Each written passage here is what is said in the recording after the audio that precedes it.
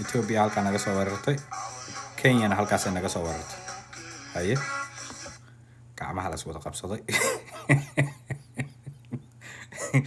videogan aqal xumada dadka Soomaaliyeed ba ku tuso doontaa moogtay Somaliland Koonfur Galbeed Galmudug Puntland Jubaland iyo muxuu ahaa Hirshabelle gacmaha la qabsaday والله Soomaalida waxaan aqoon ay yiraahdeen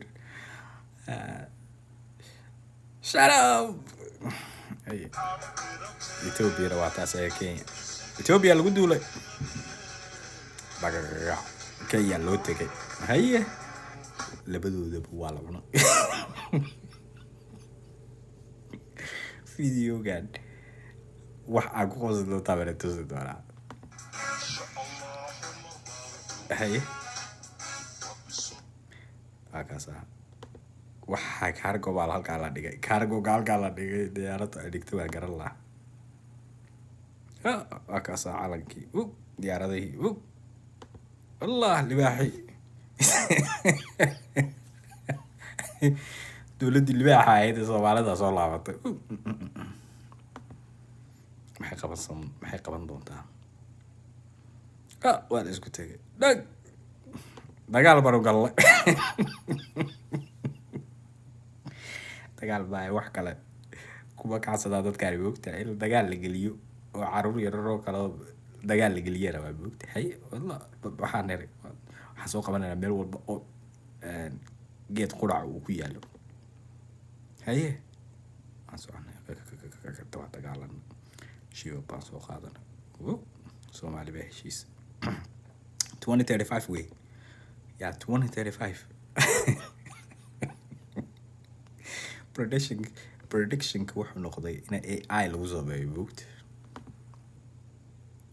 qalbi caruur sanaad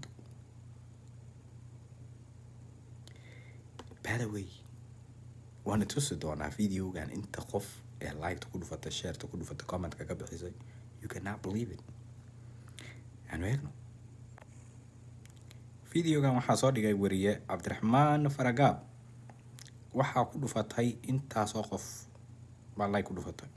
waa 6,000 may waa 8,600k ya halka ay magaranaysaa comment-ka waxa weeye 1,200 share-ka waxa weeye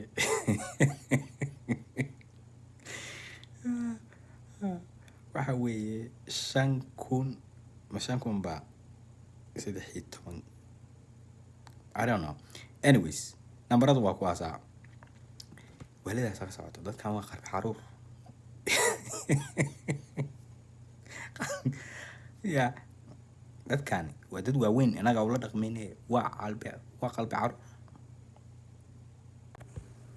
waana mustaqbalka 2035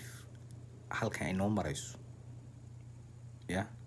sidii caadada ahayd halkan ayaa kusoo gabagabeynaya qofba meel ayay u maraysaa assalaamu calaykum waraxmatullaahi wabarakaatuh